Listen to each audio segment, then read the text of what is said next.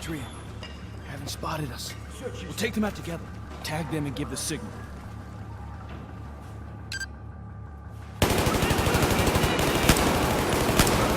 So I'm going to be totally honest with you, I'm not a big fan of military shooters.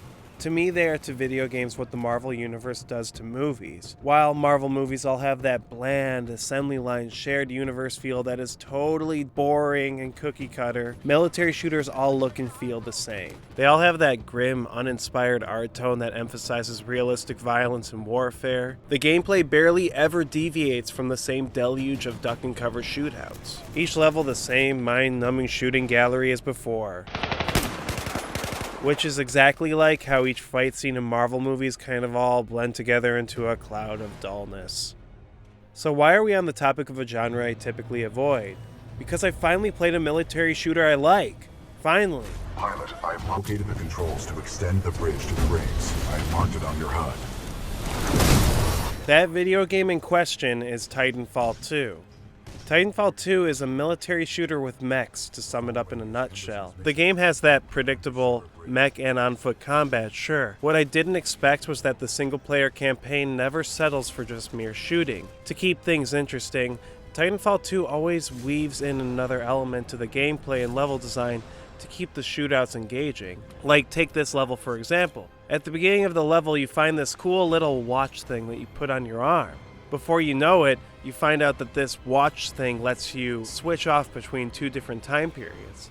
Not only is this concept cool and fascinating, it adds another element of strategy to the shootouts. Like if you're cornered by foes in one timeline, why not teleport to another to give yourself a moment to reposition yourself before teleporting back? Also, this mechanic makes for some amazing moments like this one here.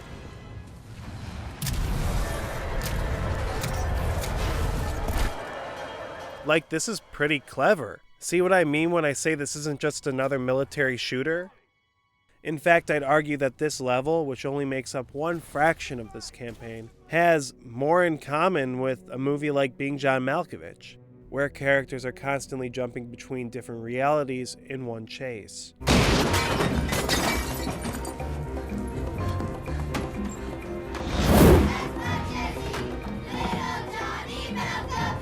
Again, this is just one small part of a vast campaign which is full of creative surprises. So even though Titanfall 2 is very much of a genre I have quite a lot of antipathy towards, I gotta say it's a welcome breath of fresh air. It never settles for generic shooter aesthetics and always aspires for something more in its level design and gameplay. And it mostly succeeds, perhaps even raising the bar for shooters in general.